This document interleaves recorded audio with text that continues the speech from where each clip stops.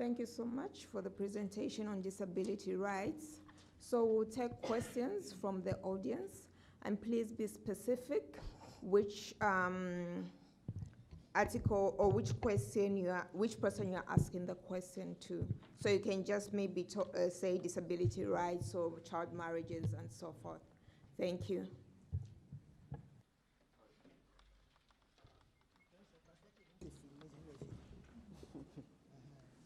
Ok, merci. Je suis Philomène Kofi de la Côte d'Ivoire. Je suis présidente de l'ONG Jeunes Femmes Lève-toi. Ce n'est pas une question. Déjà, je voudrais féliciter tous nos panélistes pour leur intervention. Mesdames, vous êtes géniales.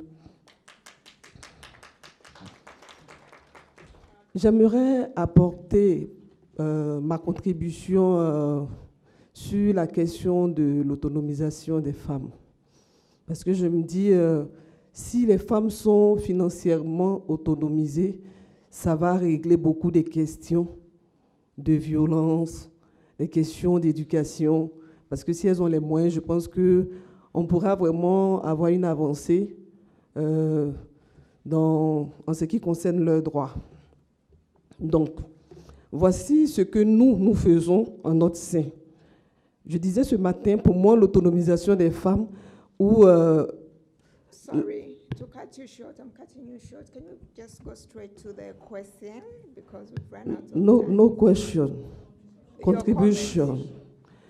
Donc, ce que nous avons fait chez nous qui marche bien, c'est l'autonomisation des femmes par des femmes. Ces femmes-là que nous appelons des femmes vulnérables, mais qui sont capables en moyenne de dépenser 500 francs pour des choses que je peux souvent qualifier d'inutiles. Parce qu'on leur a posé la question, on a fait cette étude, combien vous pouvez dépenser par jour que vous ne considérez pas, et en moyenne, elles dépensent 500 francs. Et nous travaillons avec 1300 femmes aujourd'hui, mais nous allons simplement sur la base de 1000 femmes qui épargnent 500 francs par jour. Donc les 500 francs, ce sont des femmes qui ont des petites activités génératrices de revenus. Donc même si demain on leur donne des moyens pour une activité, il faut mettre ce processus-là en marche pour que ces femmes-là, plus tard, elles n'aient pas toujours à dépendre des autres. Donc, quand nous leur faisons cette épargne de 500 francs par jour, je vous assure, madame... Sorry, I'll cut you short because there are also people... Ah, c'est rapide? Please. Oui, mais c'est des contributions. Ah bon, d'accord. Donc, je disais... Donc, on ne peut pas donner de contributions. Plus je suppose que ce panel-là, ça nous amène à donner des contributions pour qu'on puisse évoluer, en fait. Sinon, si c'est pour parler des mêmes choses, on est déjà habitué. Donc, c'est que des contributions. Je laisse? Ce n'est pas la peine? Je vous donne quelque chose qui peut nous emmener, nous, femmes, à sortir de notre situation de précarité, mais pas nous-mêmes. I hear you, ma'am, but we can also make that contribution later on because we've run out of time. So we need other people also to ask. There are so many hands, so we need other people to ask questions. Honestly, I appreciate that you have to make a contribution, but there are also other people who have questions and contributions. So we've run out of time, honestly. Donc ça marche, merci. Yes, I hope you understand. I'm not trying to cut you short. Sorry about that. C'est vous qui appréciez, en fait. Good afternoon, everybody. My name is Ndeye Awadien. I am from Senegal. Je suis la présidente du réseau international des femmes pour la solidarité et l'entraide. Moi, je ne serai pas longue.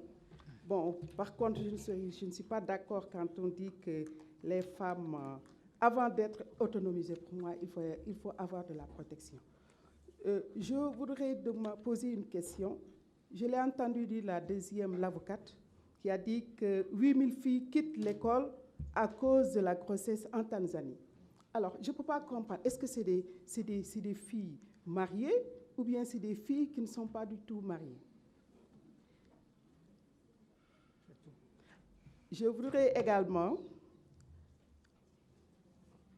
Vous avez compris, madame? Ils ont compris.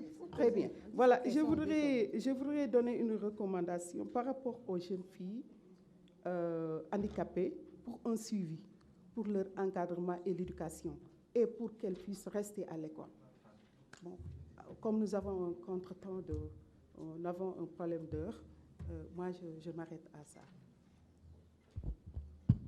Prenez. Thank you so much. There was a hand. Good afternoon and thank you to the presenters. My question is to the presenter on sexual and reproductive health rights. I just wanted to know what, as civil society organizations, what have you done to engage with the government, given that they've gone back and tried to repress some of the advocacy you've done towards the changes in the law? And lastly, to the presenter on economic empowerment of women, do you have any interventions as well to resolve sexual harassment in the workplace? Because it's one of the major reasons that causes women to either not succeed or not enter into the labor market. Thank you. Thank you. At the back. My question is directed to the first presenter who presented on behalf of Madam Rebecca Gume. Actually, if the High Court, which is the court, which is the master of facts, and the Court of Appeal, which is the master of procedure, gives out a decision on the same direction, and that decision is not implemented, what should we do? Should we leave these young women, young girls who are married underage, keep on being married because the decisions of the court, which is the master of fact, and the court, which is the master of procedure, it cannot be implemented?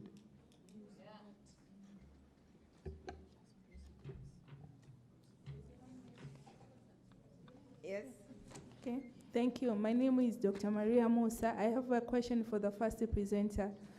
For the decision of reproductive right in contraception, most it takes, because less than 18 years of age, the parents has to consult for the girl to be put on contraception or not. But the parents won't agree with that. Do you think that there will be a law that if you reach a reproductive age, that they will be allowed to consult themselves of having contraceptives?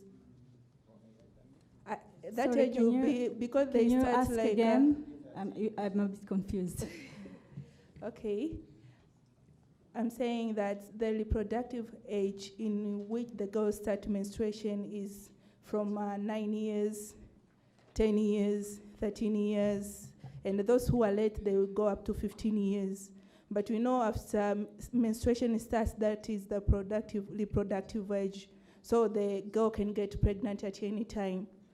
So, but again, for the doctors when doing counseling to these girls, if the age is less than 18 years, they have to be accompanied by parents, and then the parents has to make decision for them.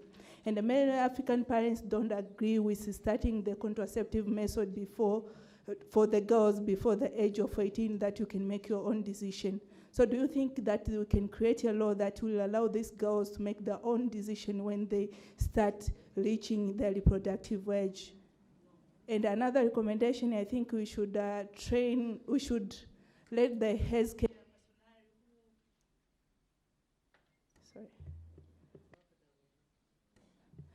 the healthcare, we should, I think as a legal system, should train the healthcare workers who are more concerned about this reproductive rights. So when they meet these women, they can show them that it is their right to right to contraception, right to everything in the Article 14. Because most of them, they don't know their right. They have the man decide for them. Like we had one, sorry, just 1 minute. We had one woman who delivered like 5 times by cesarean section. And then when we were telling her that now we have to cross your tube, you can't give birth anymore because the next pregnant you might die, you may get maternal death. But the woman said that, my husband said that if you tie my tubes, the doctors who is responsible, he will come and get the doctor should get that pregnant. So it is difficult for us, but if you the legal system comes to the hospitals and train the health workers so they can know this right. So in the end, even if you decide that you need this type of contraception and I give you, and then the husband comes to complain, then it will be good for that. Thank you. Thank you so much. So thank you. So we'll take, I think we've got a number of questions. So first they'll answer the first round of questions and then we'll go on to the second round of questions, if that's okay with everyone.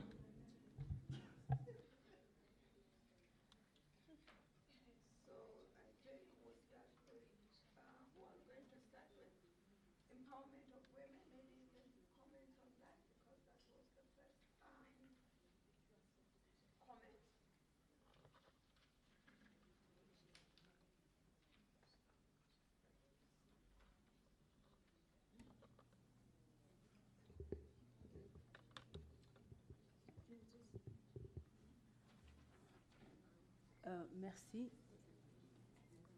Je ne sais pas si je veux faire un commentaire parce que la dame n'a pas pu terminer sa contribution. No,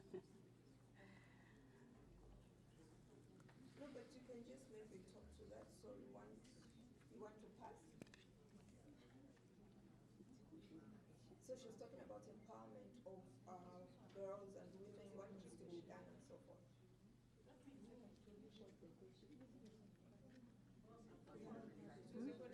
It was a contribution, it was just a statement on empowerment of girls and what needs to be done, empowerment of girls and women and what needs to be done in order to empower women. And she was giving an example of her country, of her NGO and what they do. Or maybe we pass to another one? Because that was just a contribution anyway. Okay. On sexual harassment? Thank you so much. I have a number of almost 4 questions. And the first question was on the number I provided, the 8,000 girls who drop out of school due to pregnancy. Madame there asked if all the girls that are dropping out is due to child marriages. I'd ask to answer that, unfortunately, no. Although most of them is due to child marriages, but there are a number of factors also that contribute to teen pregnancies. These including lack of sexual reproductive health education, the comprehensive sexuality education that hinder girls to make informed decisions. We know that nowadays the world is changing and young girls begin sexual relations, sexual activities at a young age. So if they lack comprehensive sexuality education, they end up making an informed decision, and by the end of the day, they end up falling pregnant. Another cause being a failure to access contraceptives. As I said in my presentation, there are a number of reasons that young girls cannot access contraceptives, one of them being stigma around the community. It is taken that it's an immoral act for a young girl who is not married to access contraceptives. So that is another cause that makes girl to fall pregnant. And also, others are a result of sexual violence, including rape, among other things. Yeah, so it's not just child marriage that results to this number of girls falling out of school due to pregnancy. I hope I have answered your question, Madam. Okay.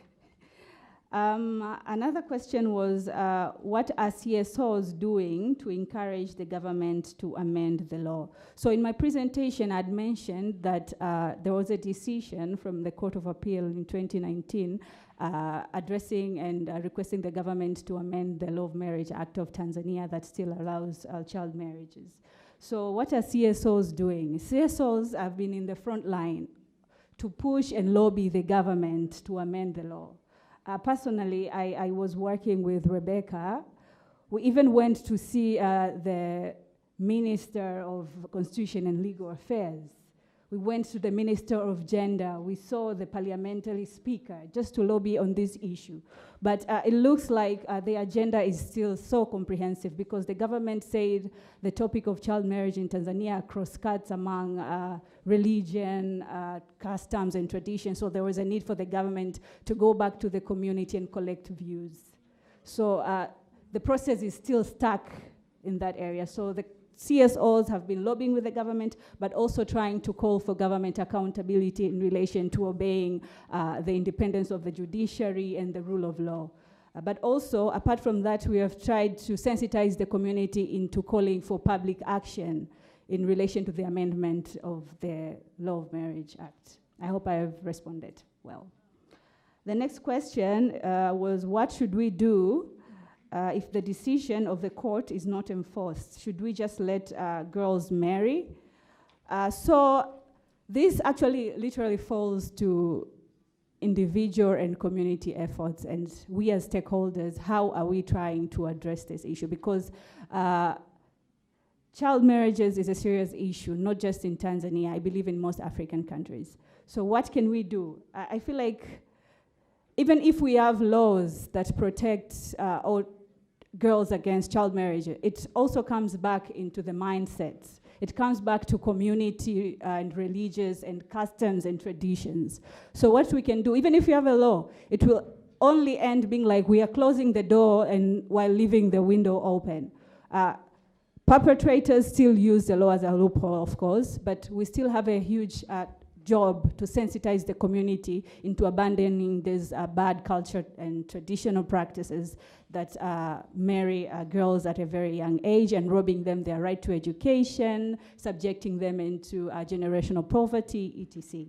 But also apart from that, we can also still call for government accountability, you know, respect of rule of law, whereby nobody's above the law and all that, but also enforcement of the decision of Court of Appeal.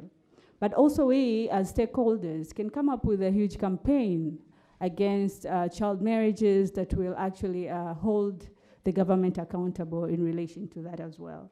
So it comes back to me and you, because even if we have a law, enforcement, we have a lot of laws in our country, but still there are a lot of violations. Laws say killing is a crime, but people kill each other every day. So it comes back to us and how we can support and protect the girl child from child marriages. And the last question was, parents do not agree with girls' using of contraceptives. Will there be a law to allow girls to access contraceptives? Unfortunately, in most countries, anyone below the age of 18 is a minor, and they cannot make a decision for themselves. They have to be accompanied by a guardian or a parent. So unfortunately, a girl to access contraceptives by themselves will be a challenge in our country. That's why we have to come back to the point where we sensitize the community in the importance of the sexual reproductive health rights so that they can see a need for a girl child to access contraceptives. Now the world is changing, as I said earlier. Girls and boys begin sexual relations at a very young age. So we need to come back to the community and how we sensitize the community to abandon the stigma against the access of contraceptives by girls. I hope I've responded all your questions well. Thank you.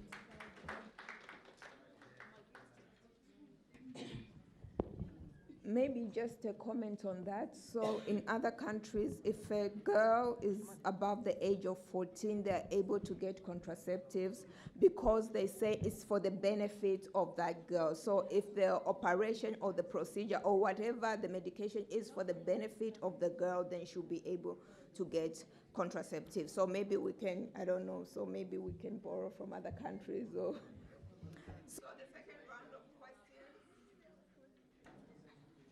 The second, you had a hand?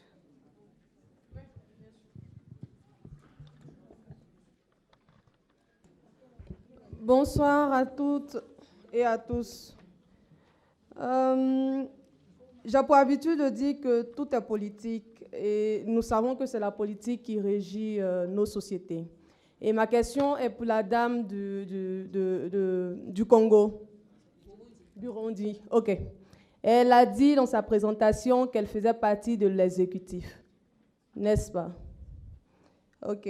Et donc, en fait, je me dis que toutes ces discriminations énoncées ici prennent leur racine dans le fait que les lois que nous prenons, que nos États prennent, les ratifications et tout, ne sont pas en fait effectives sur le terrain. Et pour cela, il faut des personnes justes et des femmes au sein des instances de décision. Et donc, j'aimerais lui demander, puisqu'elle est dans l'exécutif et tout, qu'est-ce qu'il faut faire pour emmener le plus de femmes dans l'exécutif? Je sais que nos États, nos gouvernants et tout sont très hypocrites. Lorsqu'il s'agit des élections, on fait semblant d'inciter les femmes à aller aux élections, sachant qu'elles n'ont pas assez de moyens pour se présenter aux élections. Mais lorsqu'il faut les nommer, il n'y a plus personne. C'est-à-dire qu'il est plus facile de nommer des femmes dans nos gouvernements que de les inciter en fait, à se présenter aux élections. Des femmes compétentes et tout, il en existe partout dans ce pays. Et même ici, dans cette salle, il y a plusieurs femmes compétentes. Moi, je suis ici, je suis agronome, je suis compétente et je peux mener mon pays à la souveraineté alimentaire. Donc, vous qui êtes dans l'exécutif, en considérant l'hypocrisie en fait, de nos États et tout, qu'est-ce qu'il faut faire pour amener plus de femmes aux instances de décision? Merci.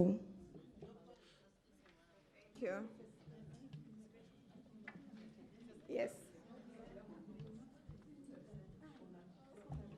Merci. Ma première question s'oriente à la présentatrice qui a présenté sur les droits sexuels et reproductifs. Et je voudrais mettre une recommandation parmi les États qui ont ratifié le protocole de Maputo. Donc, ils ont adopté des lois réprimant les violences sexuelles et domestiques. Mais parfois, il y a un problème dans l'interprétation des lois et dans l'apport des preuves en cas de saisine de la justice. Donc, les femmes n'ont pas accès à la justice parce qu'elles ne parviennent pas à prouver certains faits donc, sur les violences domestiques. Par exemple, au Burundi, on dit que si une femme tombe enceinte, contrairement à sa volonté, que son mari donc, sera puni par est coupable de violence domestique. Mais c'est difficile à la femme de prouver comment elle est tombée enceinte contrairement à sa volonté. C'est la même chose quand on fait des rapports sexuels non consentants entre le couple marié. Donc, c'est un problème de preuve qui peut entraver l'accès à la justice de la femme en cas de violence domestique. La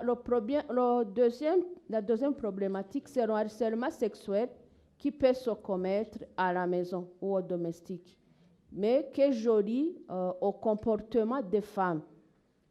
Maintenant, avec la modernité, la femme d'aujourd'hui pense qu'elle est belle quand elle est nue. Donc, les vêtements que la femme porte aujourd'hui donc, peut inciter en quelque sorte à la violence ou au viol par un homme dans certaines circonstances. Un autre problème, c'est une question, une recommandation.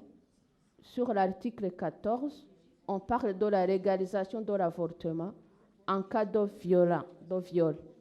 Ici, on est en train de parler des droits des femmes. Maintenant, on entame le droit aux enfants. Quand est-ce que la personne commence à être une personne? Sorry. Time constraints.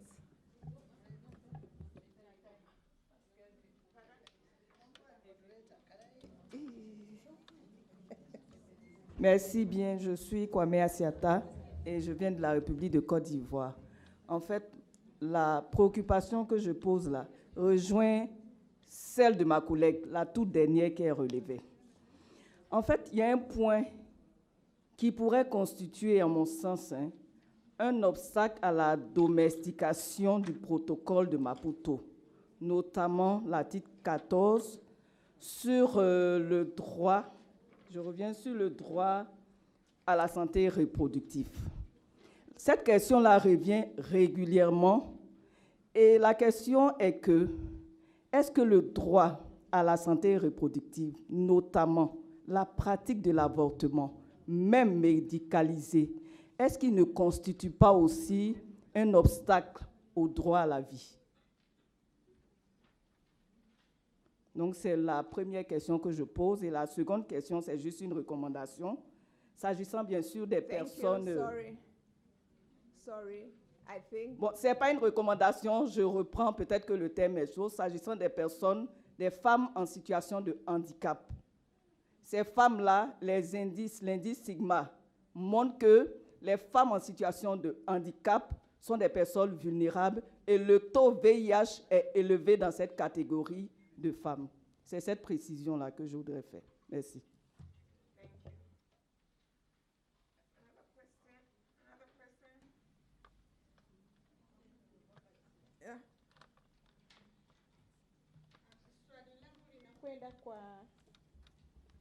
Swali langu linakwenda kwa mtoa mada ambaye amezungumzia masuala ya uchumi.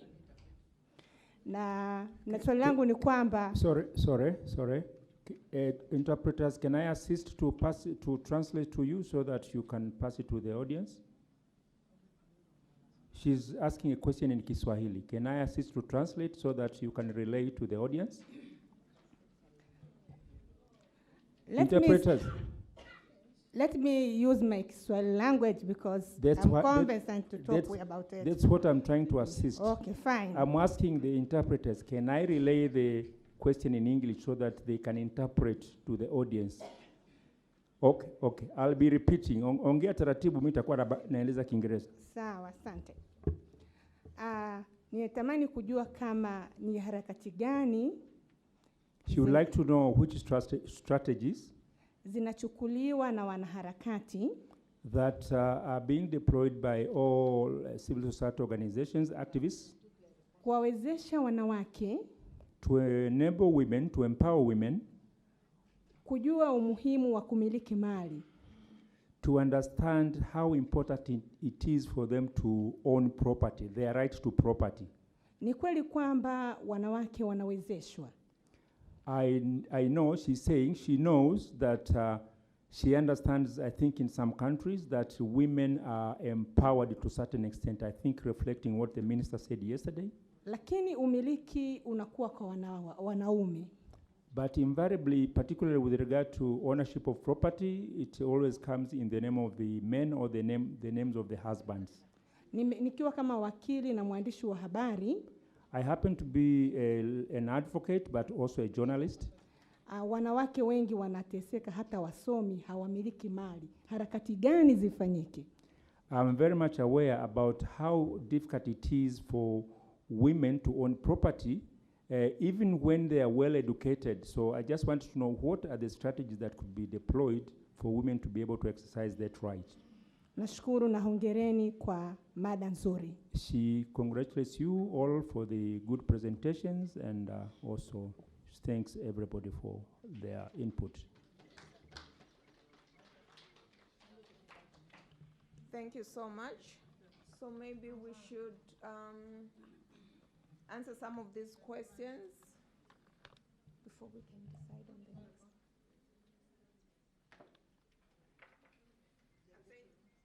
So maybe we can answer the questions. So we can start with the first question, which was on what can be done to put women in the executive positions.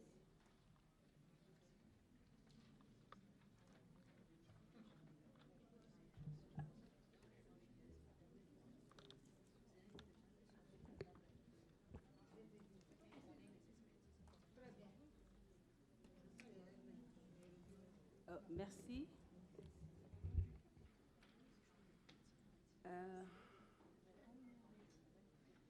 Je voudrais d'abord préciser à Madame que je me suis présentée comme membre de l'Association des femmes juristes du Burundi.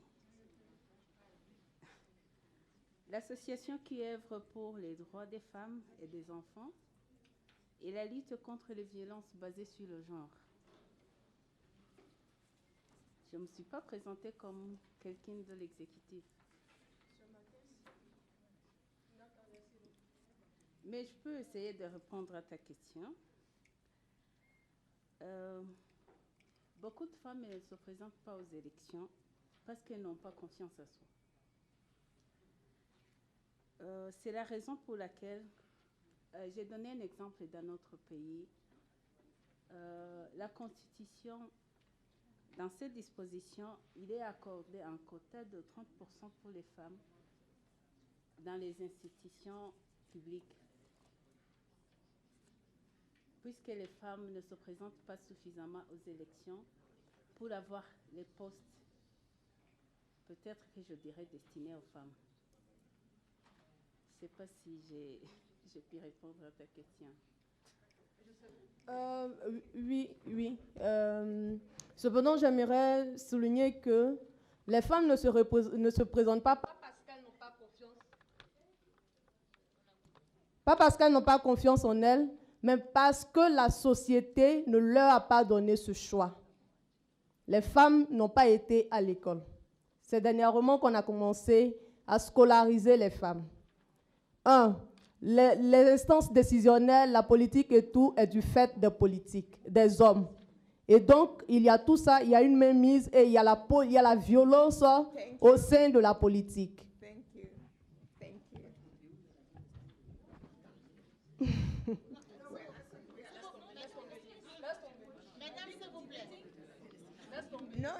No. We are running out of time. So she's answered the question. Yes, so it's time limiting. No. Let me propose something. Time. Let them answer the questions. When we have enough time, you can ask more questions. We've got time constraints. Madam Moderator, mine is not a question, but it's a matter of. They are answering. It's a matter of procedure. When you look at the room, you realize that majority of people have gone. It's not by whatever that people have left. I mean, I think people are quite tired. These are very important topics where I would have loved to give, honest contribution so that we help our fellow countries, to learn from each other, but also to make suggestions and recommendations that will help us as African countries to address these issues. So my proposal would be, if it is agreeable, that most of the comments that have been made are basically contributions, additions. So I would propose that if you, as the moderator, you can allow us maybe to stop here, and tomorrow morning, in the form of recap, we have a comprehensive discussion on some of these issues that have been raised. Thank you for that, but I'm just saying let them answer the questions, and then we are ending at 18:15, so we'll be ending soon. I know people are tired, but yeah, we've got time constraints. Thank you.